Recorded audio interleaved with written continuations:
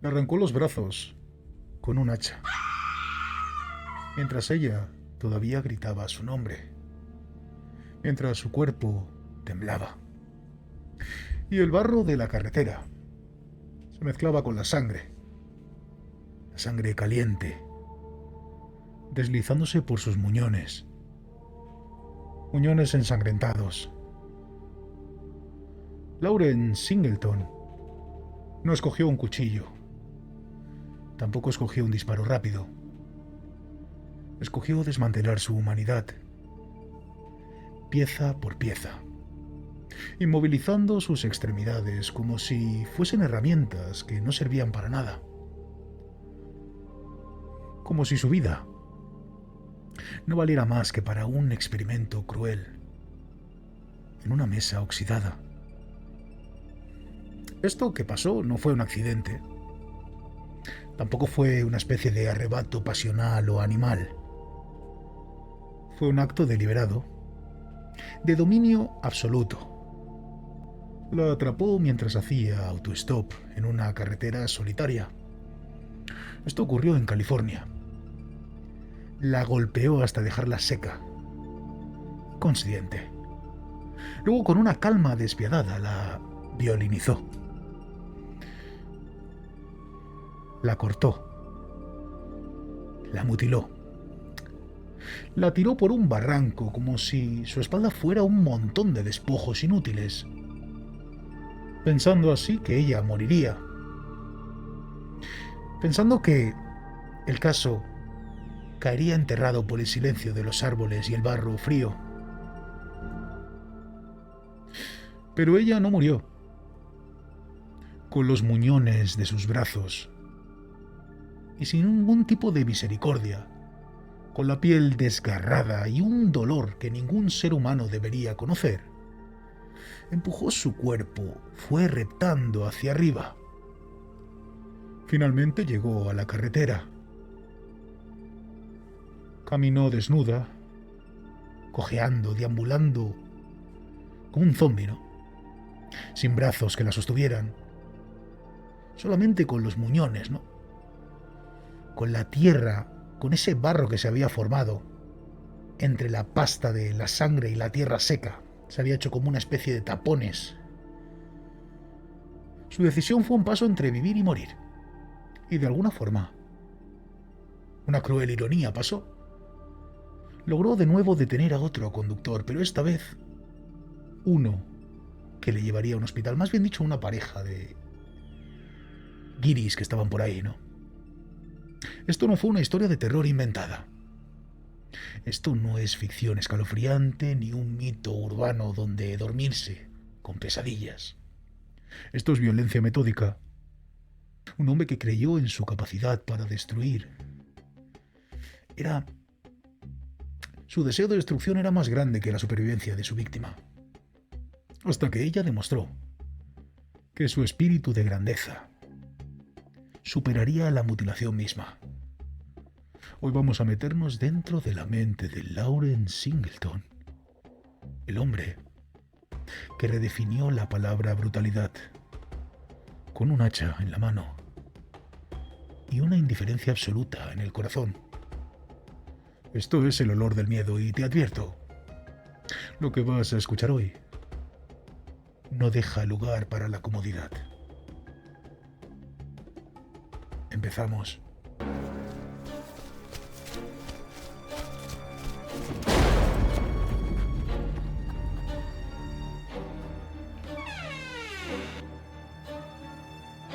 Mmm.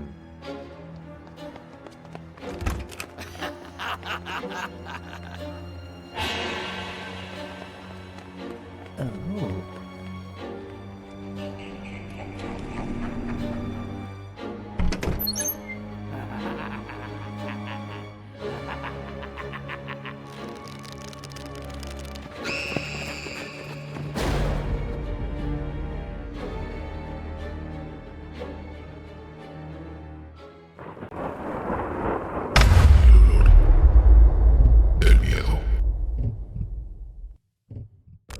Advertencia. Lo que verán a continuación es oscuro, sangriento y perturbador. Si son menores de edad o personas sensibles, les aconsejamos que no lo vean. Corría el año 1978 en California. Fue allí donde se cometió un crimen con una brutalidad inaudita. Esta historia salió en la televisión, salió en múltiples periódicos. Generó muchísima controversia y debate, como podréis imaginar. Pero nada de esto consiguió que la justicia hiciera lo que tenía que hacer. Una vez más, su papel no fue correcto. No supo estar a la altura de las circunstancias. Las noticias alertaban de la presencia de un asesino serial llamado el estrangulador de Hillside. Pero no os confundáis. Todos sabemos que en esta época, sobre todo en la zona de Los Ángeles, corrían bastantes sucesos, a cual más cruel. Era esa época en la que parece que los asesinos seriales salían de debajo de las piedras. La falta de control, la falta de tecnología, era el terreno fértil para la maldad. Ya sabéis, no había móviles como ahora, ni cámaras tan accesibles, ¿no? No dejaban de aparecer cadáveres de mujeres en Los Ángeles estranguladas. Años más tarde, se descubrió que no era uno, sino dos monstruos que eran primos. Kenneth Wanchi y Angelo Buono. En aquel entonces, ya se conocían otros casos bastante mediáticos y misteriosos, como el del asesino del Zodiaco, que muchos de vosotros os sonará porque es algo, pues, mainstream, ¿no? Luego Manson y su secta. Y en los años 70 otro violinizador, Joseph DeAngelo. En el 71 siguió el caos. Aparecieron nada más y nada menos que 25 cuerpos descuartizados en un huerto. Obra de Juan Corona, otro de los asesinos más notorios y prolíficos de los Estados Unidos. Y entre el 72 y el 73, Ed Kemper y Everett Malin. De Kemper tenéis un vídeo en el canal. No tiene ningún desperdicio. Ya sabéis que Kemper era una especie de gigante subnormal que hacía el amor con cabezas amputadas. Entre esas cabezas, no debemos pasar por alto que estaba la de su propia madre. Luego llegó el vampiro de Sacramento, que también tenéis un vídeo, por cierto, en el canal. Richard Trenton Chase. Un puto loco. Un loco que se hacía batidos con Pepsi, Coca-Cola y vísceras humanas. Practicó necrofilia. También se comió a un bebé crudo. La policía, cuando entró a su apartamento, entre las moscas encontró órganos, cerebros, de todo, ¿no? Y restos de ese bebé. Pues bien, corría el 78 y todavía no habían capturado a los estranguladores de Hillside. Y fue cuando nació un crimen. Ese crimen del que vamos a hablar hoy. Hoy vamos a destapar al mutilador del hacha. Septiembre 30. Una noche oscura y fría en 1978. La policía recibe una llamada de unos turistas que decían haber encontrado a una chica agonizando, caminando de forma errática, en una oscura carretera. Cuando pararon para ayudarla, un escalofrío recorrió su espina dorsal. Vieron que la muchacha estaba empapada en sangre y con los dos brazos amputados y a punto de desangrarse. Estaban de codo hacia la muñeca, de aquí para abajo, los dos antebrazos. Le hicieron un par de torniquetes como pudieron. Los hombres eran una pareja, ¿no? Como os he dicho antes. Usaron toallas y trapos que tenían en su camioneta. La mujer dijo entre llantos, mocos y babas que la habían violinizado de forma brutal. Ella tan solo tenía 15 años. Fue algo inhumano. La pobre joven llegó con vida al hospital, donde finalmente, a pesar de la gran pérdida de líquido hemático, pudieron estabilizarla. When I wake up, I'm haunted when I'm sleeping. It won't leave. I can't escape it. I wake up to it every day. Los médicos se dieron cuenta tras analizar los bordes de las heridas de los cortes, que se trataba de nada más y nada menos que de amputaciones traumáticas, probablemente efectuadas con un machete, o peor, con un hacha. Lo realmente impresionante, lo que más llama la atención de este caso no es la brutalidad, sino la fuerza de esa pobre joven, con tan solo 15 años, que ni siquiera perdió el conocimiento. Pudo sobrevivir a esa gran hemorragia.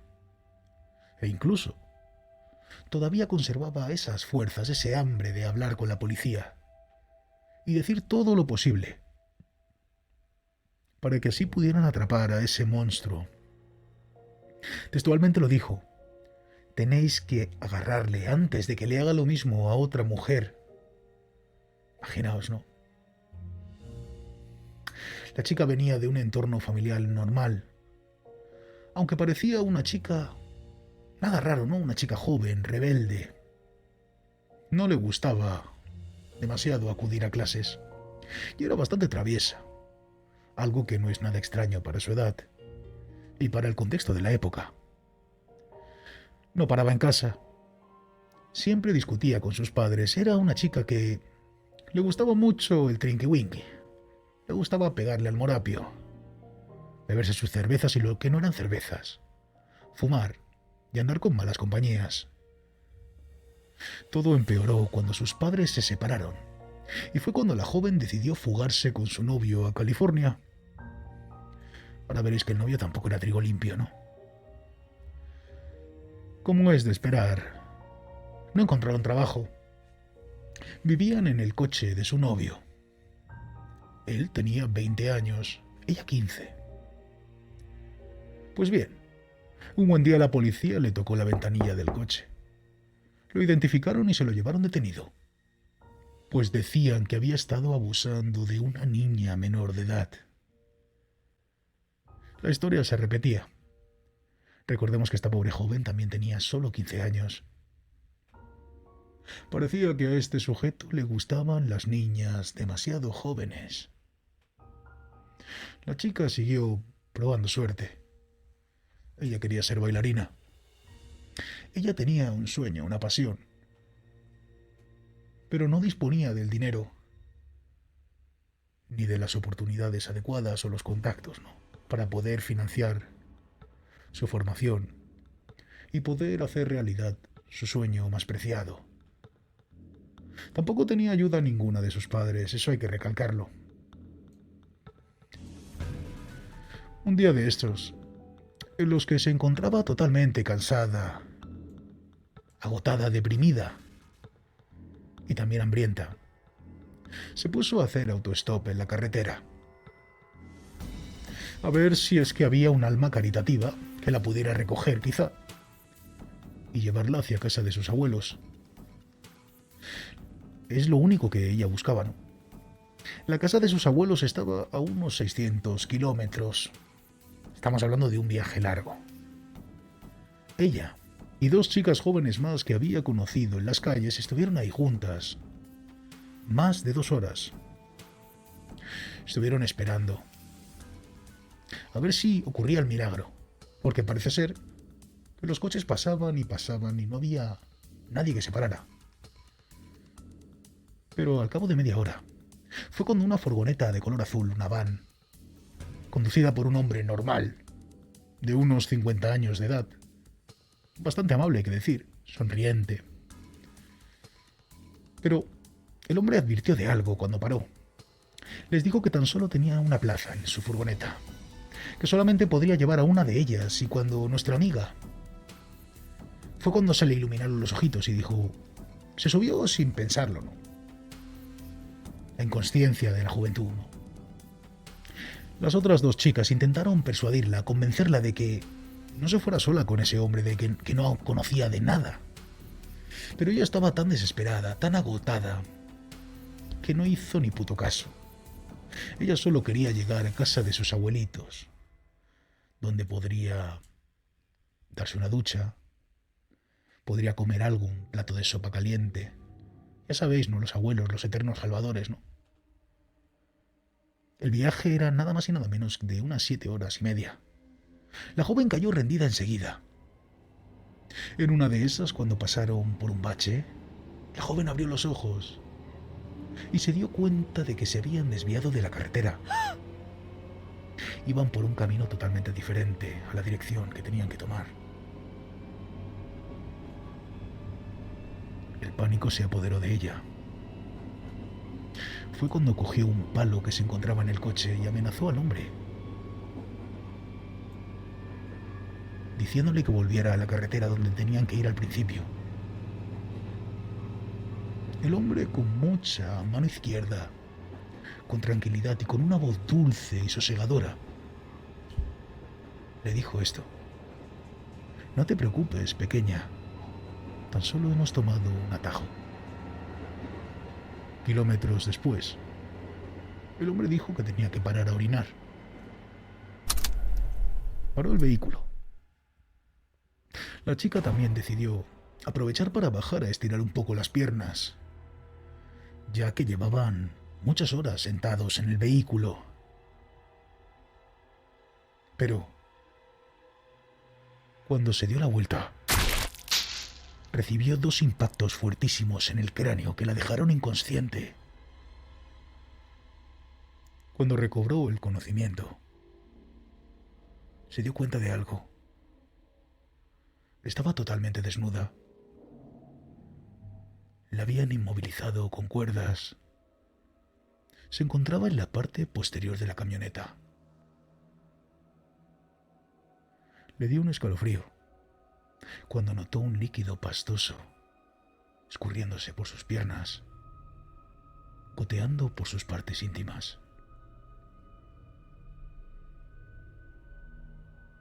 El hombre había abusado de una forma cruel y brutal de ella. Y parecía que, imperturbable, seguía conduciendo un destino que ella ignoraba. La llevó a un lugar apartado, a las afueras de la ciudad. Allí, siguió abusando de ella una y otra vez, de formas repugnantes. Ella estaba paralizada del miedo. Fue sumisa, teniendo esa esperanza, esa pequeña luz, de decir que quizá al día siguiente, si él le complacía en todo, quizá y solo quizá la dejaría marchar. A la mañana siguiente todo fueron súplicas, lágrimas. «Por favor, déjame ir. He hecho todo lo que me has dicho». El viejo borracho y asqueroso la miró a los ojos y le dijo lo siguiente: «Si quieres ser liberada, yo te ayudaré». Salió del coche y sacó una vieja caja de herramientas oxidadas que guardaba en la parte trasera de su vehículo. Sacó un hacha, cogió a la muchacha y la tiró al suelo. Allí, encima del asfalto caliente, le propinó 2 hachazos secos y contundentes, amputándole los 2 brazos de codo a mano. La chica intentó luchar, pero obviamente no pudo con la fuerza de este hombre. Un dato curioso y perturbador y espeluznante es que una de las manos de la mujer, de la niña, le agarraba al hombre. Después de haber sido amputada, se le quedó como una pinza y el hombre la tuvo que sacar y tirar. Como una película de terror, ¿no? La muchacha se quedó en un estado de shock, pero seguía viva. El viejo perverso cogió su cuerpo y lo tiró por un barranco pensando que ya estaba muerta o medio muerta. Al tirarla por el barranco, la joven se dio diversos golpes, cayó como haciendo una bola, ¿no? Dando volteretas. Se partió 4 costillas y tuvo varias contusiones en el cráneo, aparte de los golpes que le habían dado, ¿no? aunque estaba a punto de desmayarse. Sabía que si se quedaba allí abajo moriría tarde o temprano. Lo que hizo a continuación es digno de una película de terror. Cogió sus 2 muñones, los enterró en el suelo para tratar así de cortar la hemorragia. La sangre abundante, caliente, saliendo a borbotones. Y esa tierra pastosa. Formaron como una especie de lodo. Se creó como una especie de tapón que logró frenar momentáneamente esa hemorragia y salida extrema de líquido rojo. Se arrastró hasta llegar a la carretera. Caminó aproximadamente unos 3 kilómetros. Fijaos, cachorros del diablo, lo que es, ¿no? Lo que es el instinto humano. La mujer levantó los brazos mientras caminaba para evitar que esas heridas siguieran sangrando tan abundantemente. Pura supervivencia, puro instinto. Hasta que aparecieron varios vehículos y muchos de ellos, como os he dicho antes, pasaban de largo. Imaginaos la crueldad humana. Hasta que aparecieron esos 2 turistas, esas 2 almas caritativas que decidieron ayudar a la muchacha. Fue una especie de milagro. Un cuerpo humano puede resistir tanto dolor, tanto tormento. Ella se llamaba Mary Vincent y su historia, como no podía ser de otra manera, causó una histeria colectiva. No era una historia de un ataque cualquiera ni normal. La brutalidad era notoria. No son casos que se suelen escuchar. Se suelen escuchar abusos, pero esas mutilaciones, esas amputaciones. Aquel monstruo debía ser atrapado antes de que volviera a actuar y hacer de las suyas. La chica quería colaborar. Habló con las autoridades, pero no lograba recordar bien el rostro de su agresor. Quizá debido a la gran pérdida de sangre, la pérdida masiva de sangre, el impacto del trauma. Incluso la sometieron a hipnosis y ahí fue cuando hizo una descripción del viejo pervertido, ¿no? Fue insólito. Parecen que hay cosas que funcionan de verdad, ¿no? Habló de un hombre de unos 50 y tantos años, ojos azules grisáceos, poco pelo en las sienes, en las partes laterales de la cabeza, y una nariz gorda, carnosa y colorada. Después de esa sesión de hipnosis hicieron un retrato robot que fue difundido por todas partes y todos los medios de comunicación. Semanas más tarde, un vecino llamó a la policía y dijo que conocía a alguien igual que al de la descripción del retrato robot. Curioso, ¿no? Se llamaba Lawrence Singleton. Era un ex marinero de 51 años. 2 policías no lo pensaron y se acercaron al domicilio de Singleton. Querían hacerle un interrogatorio. Se quedaron totalmente sorprendidos al ver que ese hombre era igual que el del retrato robot. Era idéntico. Todos los rasgos coincidían.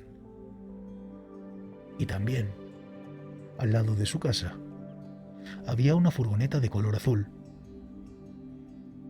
El hombre negó todo hasta que los agentes lograron entrar a su casa y descubrieron que en el jardín de atrás había hecho una hoguera y había quemado un sinfín de prendas femeninas. Esa ropa claramente pertenecía a la joven mutilada. Algo que ya no se podía ocultar más. Lo siguiente fue llevarle a dependencias policiales, donde hicieron una especie de rueda de reconocimiento. La joven agredida, Lo identificó como su agresor sin ningún género de duda. Días después, uno de los antebrazos de la joven fue encontrado flotando por un pescador en una bahía de San Francisco, lo que inmediatamente nos dejó claro y dejó saber a los investigadores que Singleton se había llevado los dos antebrazos en su vehículo después de amputarlos, para más tarde arrojarlos al agua en un lugar aislado, para evitar así la identificación del cuerpo y ponérselo más difícil a las autoridades.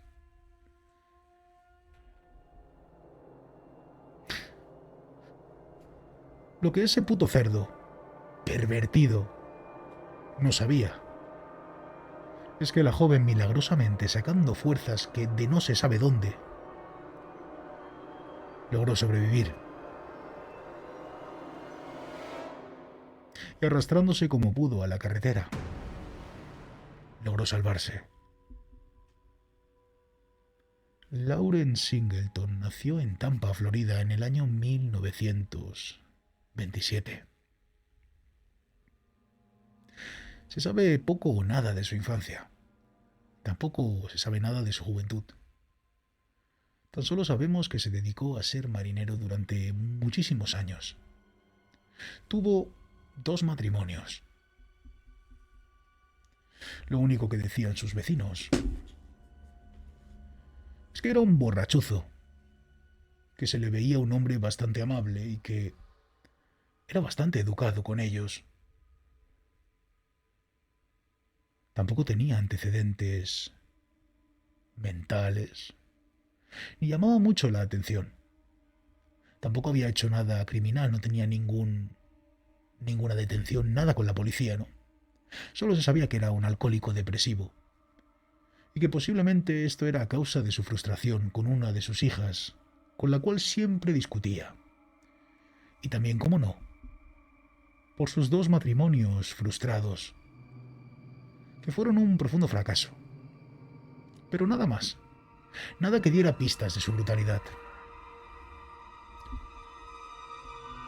El juicio contra Lauren comenzó a principios del año 1979 y tuvo una enorme repercusión mediática. Cargos por secuestro, abuso de índole íntima e intento de asesinato. La joven se presentó en el juicio con una sonrisa y 2 prótesis. Fuerte y sonriente, sin duda, un símbolo de perseverancia y esperanza. Quickly as I could to get help. And I climbed out of the culvert and up the cliff. The way the detectives told me, they traced the blood going back up, and they said, we don't know how you did it, but you did it. Pero la versión de los hechos narrada por Lauren Singleton era muy diferente a la de la chica. Él manifestó que la encontró haciendo autostop en una ciudad, en Berkeley, a punto de llegar a Los Ángeles, y que ella estaba acompañada de 2 sujetos masculinos. Les avisó de un principio que no se dirigía a Los Ángeles y que tan solo les podría ayudar acercándole unos pocos kilómetros.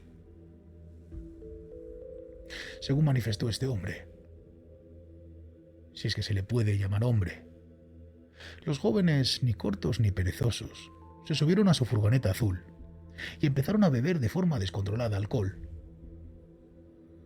hasta quedar completamente ebrios. En una de esas fue cuando la chica le ofreció servicios íntimos, sexo oral concretamente.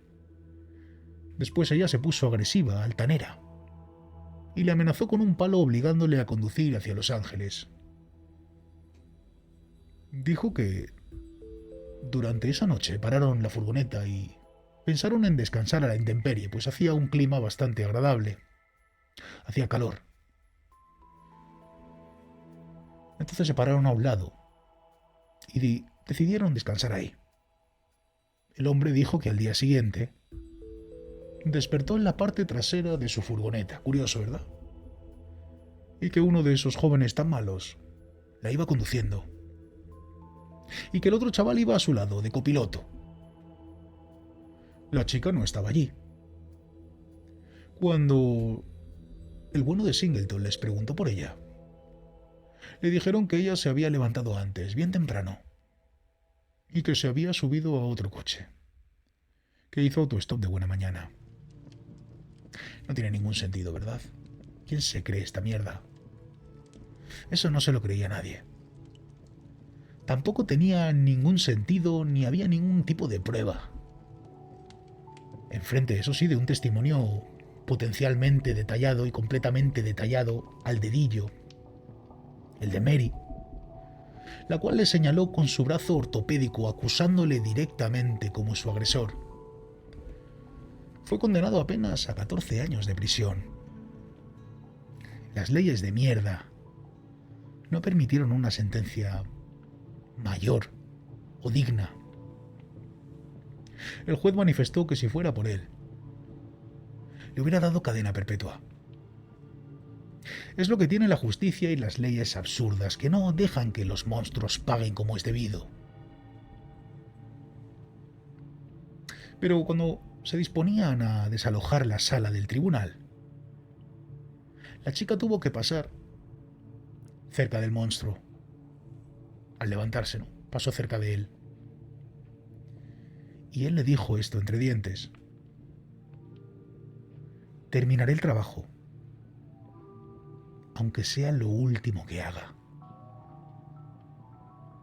La chica, como podréis imaginar, tuvo que pasar por duros procesos de rehabilitación, tanto físicos como psicológicos, terapias de movimiento y terapias mentales, ¿no? Para tratar de sanar ese trauma, ¿no? Difícil o imposible de sanar. No podía dormir, tenía ansiedad, tenía delirios de persecución y ataques de pánico constantes.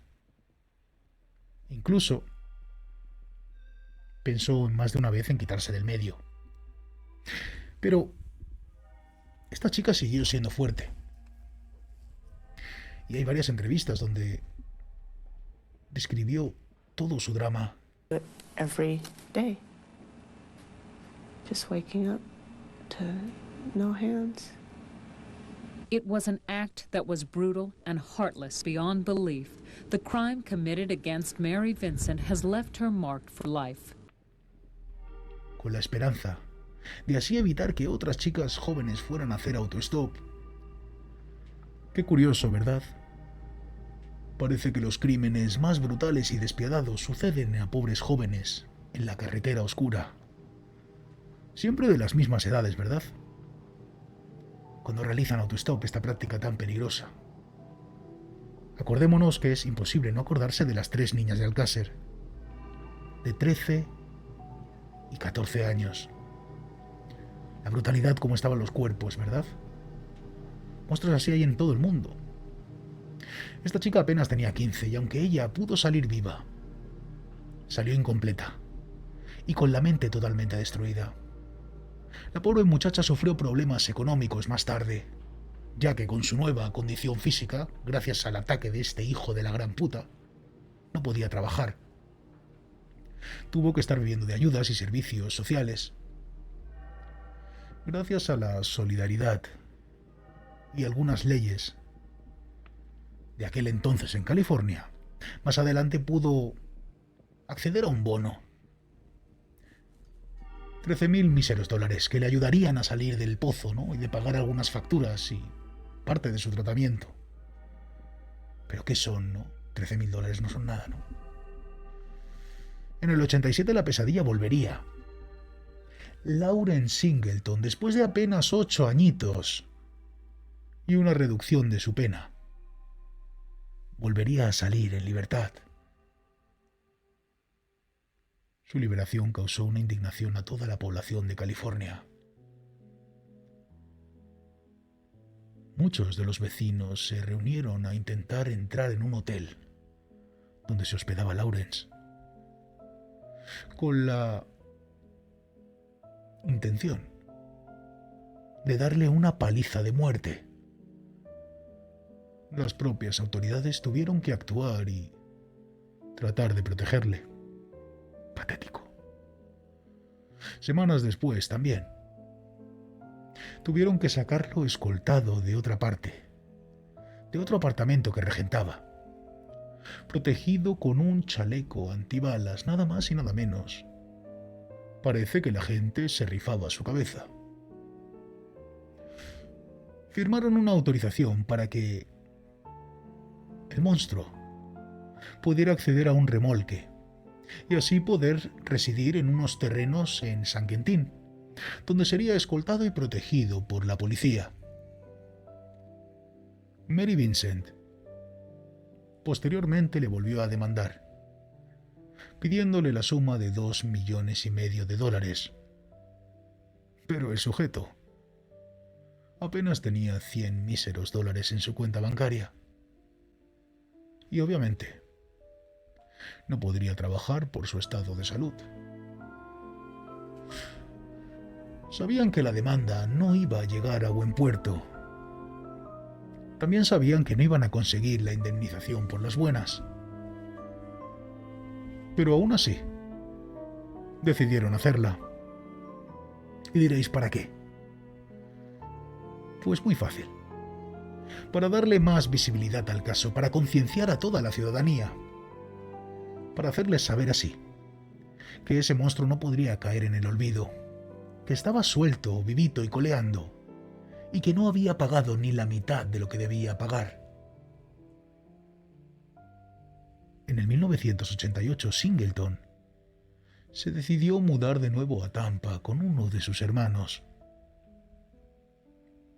Pero todos los vecinos se enteraron y le hicieron una emboscada.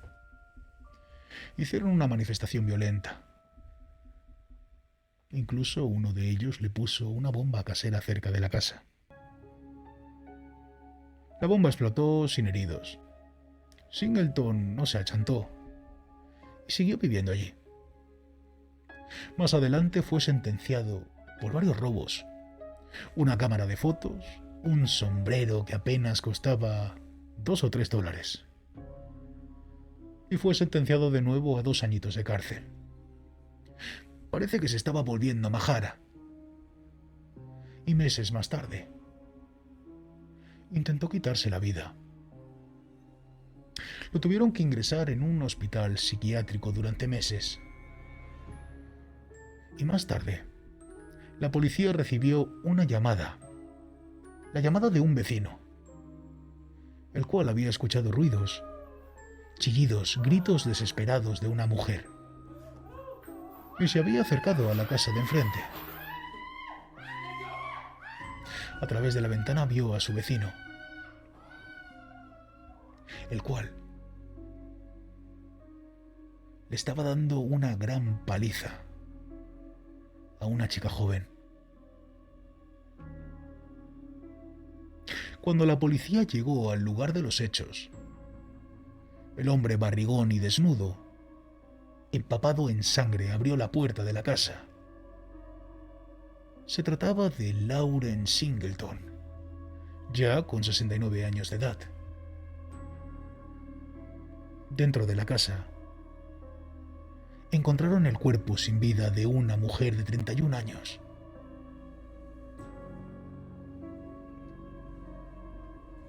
Cosida a puñaladas, puñaladas en la cara, en el estómago y en el pecho. La había dejado como un colador. La joven era una prostituta que fue invitada para que Lawrence y ella tomaran algo fresco y tuvieran sexo. Él decidió acuchillarla sin compasión. La pregunta es la siguiente, cachorros. ¿Cómo es posible que un viejo pervertido que había amputado los brazos de una niña de 15 años, después de haber abusado de ella lascivamente, estuviera en libertad, tan solo habiendo cumplido 8 ridículos años de mierda? ¿Cómo se come eso? Es completamente indignante. Quizá, si hubieran hecho lo que tenían que hacer con ese diablo, esa joven prostituta de 31 años no hubiera perdido la vida ante las manos gruesas y ásperas de ese monstruo. Durante el juicio, Singleton, una vez más, dio otra de sus versiones. Declaró que conocía a la chica de hace meses y que simplemente le había invitado a tomar algo a su casa para tener sexo. Manifestó que la chica se había mostrado agresiva y que fue a la cocina y cogió un cuchillo y le dijo que le iba a cortar la cabeza. Ambos empezaron a forcejear y forcejear. La misma mujer, en el mismo forcejeo, se propinaría 7 autopuñaladas. Pero las huellas dijeron lo contrario. El arma había sido única y exclusivamente manipulada por Lawrence, por ese monstruo.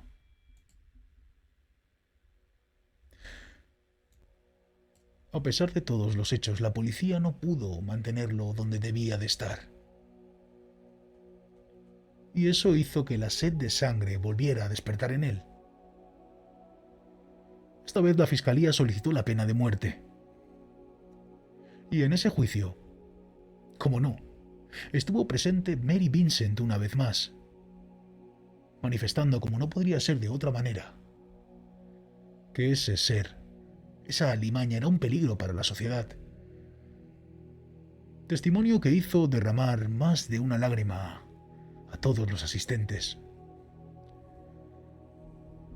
El 14 de abril fue condenado a pena de muerte, pero falleció el 28 de diciembre del 2001, con 74 añitos, víctima de un cáncer, en un hospital penitenciario. A día de hoy la policía sospecha que ese hombre podría haber sido un asesino en serie, autor de muchos otros casos, en concreto 12, a los cuales no pudieron ponerle cara. Pero lo cierto es que no habían pruebas que pudieran probar esto. No podían demostrarlo. Se quedaron en simples sospechas. El perfil psicológico de este viejo borracho está claro. Está muy claro. Un hombre acomplejado y con un profundo odio y frustración hacia la figura femenina, que lo pagaba con extrema violencia y agresividad. Pagaba su pasado, sus matrimonios rotos, su relación tóxica con su propia hija. Lo pagaba con mujeres de la calle o con jóvenes incautas que caían en sus garras. Toda la que se cruzara en su camino pagaría las consecuencias de su odio. Pero, una vez más, lo realmente impactante de esta historia, por si no fuera poco ya, es ese deseo, esa superación y esa fuerza de Mary Vincent, que pasó de presa a heroína, a icono. Años después se metió en el arte. Con sus 2 prótesis, pintaba con carboncillo y con óleo. Hacía cuadros y bocetos. Incluso, para que veáis hasta dónde llegaba el deseo y la fuerza de voluntad de esta joven, ella no podía permitirse unas prótesis, y ella misma se diseñó las suyas propias. Era una mujer incansable. Más adelante incluso abrió una fundación para víctimas de la violencia, para mujeres que habían sobrevivido a ataques machistas y a crímenes así, ¿no? Mujeres en la misma situación de trauma que ella. Y así termina esta historia que nunca debió existir. Lawrence Singleton no fue un monstruo mitológico ni una criatura salida del infierno. No. Fue algo mucho peor. Un hombre corriente, con una violencia tan normalizada que pudo mutilar a una adolescente, dejarla sin brazos y arrojarla por un barranco, y volver a casa convencido de que el mundo seguía girando igual. Y durante un tiempo lo hizo, porque mientras Mary Vincent luchaba por no desangrarse, se arrastraba como una culebra por el suelo, con su cuerpo destrozado y la voluntad intacta. El sistema ya estaba preparándose para fallarle. No una vez, sino varias. Él fue juzgado, sí, pero también fue premiado con una condena ridícula. 8 años. 8. Como si arrancar los brazos de una niña pudiera medirse en calendarios. Y mientras ella aprendió a vivir sin extremidades, y él aprendió a vivir sin culpa. La verdadera monstruosidad de esta historia no está solo en el hacha, tampoco en la sangre, ni en ese barranco oscuro. Está en lo que vino después, en la normalidad en la que el sistema aceptó que un hombre capaz de algo así volviera a caminar en libertad, en la frialdad administrativa que convierte la barbarie en un simple expediente y en una estadística. Mary Vincent sobrevivió. Y no solo eso. Construyó una vida, una voz, una fuerza que muchos, con el cuerpo intacto, jamás tendrían. Ella es la prueba viva de que el ser humano puede levantarse incluso cuando le han arrancado todo, excepto la voluntad. Y quizá por eso su historia deba doler tanto. Porque demuestra que la verdadera diferencia no está en lo que se pierde, sino en lo que uno decide hacer después. Singleton, en cambio, siguió siendo lo mismo. Un depredador sin evolución. Un error del sistema. Algo que decidieron tolerar, hasta que volvió a matar. Y solo entonces, cuando ya no quedaba ninguna excusa, el mundo se dio cuenta de que había dejado suelto a un hombre que jamás debió volver a ver la luz del día, que no se merecía ni respirar. Esto no ha sido un relato de terror. Es un retrato social. Una advertencia con nombre y apellido. Porque el mal no siempre se esconde. A veces firma papeles, cumple condenas reducidas, por cierto, y vuelve a la calle, con una sonrisa cansada, esperando a que alguien más pague el precio de la indulgencia ajena.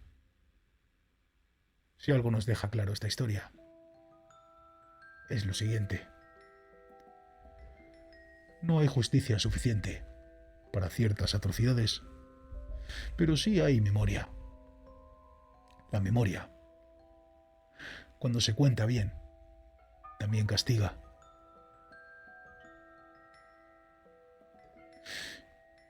Solo te voy a decir una cosa. Si esta historia te ha tocado el corazón, te ha estremecido, al igual que a mí, lo único que te pido es un like, una manita arriba, y que lo compartas con tus amigos, que lo compartas en tus redes sociales, para que este vídeo le llegue a más personas. No quiero que me des dinero, ni donaciones, ni nada de eso. Simplemente comparte el vídeo. Esto fue El olor del miedo, donde las historias no buscan asustarte, buscan recordarte de lo que es capaz el ser humano cuando deja de serlo. Buenas noches.